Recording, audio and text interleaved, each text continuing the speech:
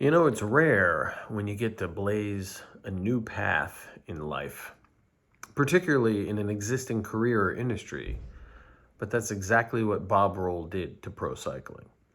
When given the chance to plant a flag in the ground and shake up the status quo of the cycling establishment, Bob Roll did it, as only an American country boy can.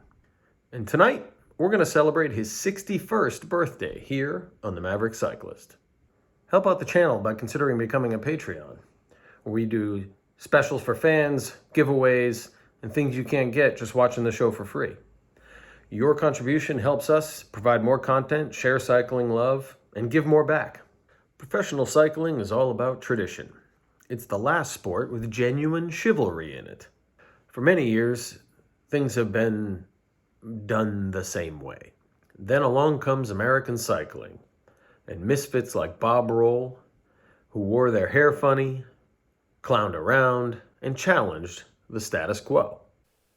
Growing up in Durango, Colorado, Bob Roll often looked more at home as a roadie for Joe Walsh than he did a pro cyclist. Known for his antics on and off the bike with his teammates, Roll was not only a fan favorite, but loved by those he rode with as well. But clowning around and being a misfit doesn't mean they weren't serious about winning cycling races. The 7-Eleven team burst through the door to Europe left open by Greg LeMond, and they put a stamp on European professional cycling forever. With wins like Andy Hampstead in the Giro in a blinding snowstorm, and famous riders like Davis Phinney, Sean Yates, and even the founder and Olympic speed skater Eric Heiden. Bob Roll was the consummate domestique, not a contender for the general classification, but instead the rider who helps his team leader win by doing the dirty work every day. Always joking, keeping his teammates laughing, and slogging through the wet roads and cold rides, dragging riders and bottles and instructions back and forth. But Bob Roll could win, too, claiming stage 3 of the 1988 Tour of Romandy. After the breakup of the 7-Eleven team in 1991, Roll rode for the follow-on Motorola team, and after that, he raced mountain bikes too. Most recently, Bob Roll, nicknamed Bobkey by the Europeans, has become a cycling analyst and color commentator. His goofy, fun attitude, however, did not retire when he did. Every broadcast he adds humor and fun to his analysis and remains a fan favorite. This episode is Bill approved. He wants to remind you that YouTube's algorithm only shares our content with other people who love cycling if you hit like and subscribe. So help us out. And this is one of Bob Roll's 7-Eleven training bikes from 1989. Built by Eddie Merckx bicycles with Columbus SL tubing, the race bikes had SLX. This bike still bears the rubs and scratches put on it by Bobkey more than 30 years ago. The bike runs a Campagnolo group set and Campagnolo record Pave rims and a Selle San Marco saddle and only a 6-speed rear cassette, as was common at the time. Topped off with Cinelli bars and stem accented with Bertoni, the car designer influence.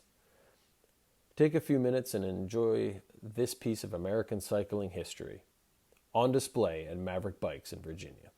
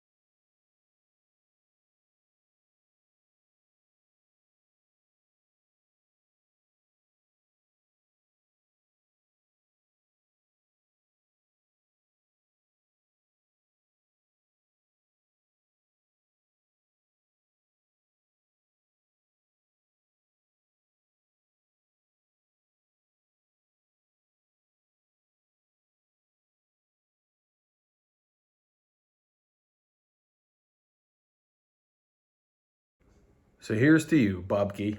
Bob Roll, a fan favorite, a consummate teammate, a trailblazer of American cycling, and from all accounts, an all-around nice guy.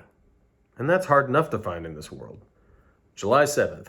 Happy birthday, Bob Roll, from all of us here at the Maverick Cyclist.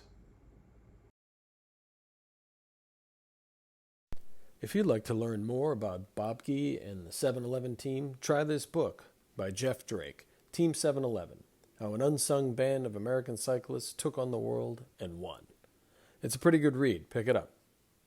And don't forget to pick up your swag from this episode or any of our episodes at the Maverick Store.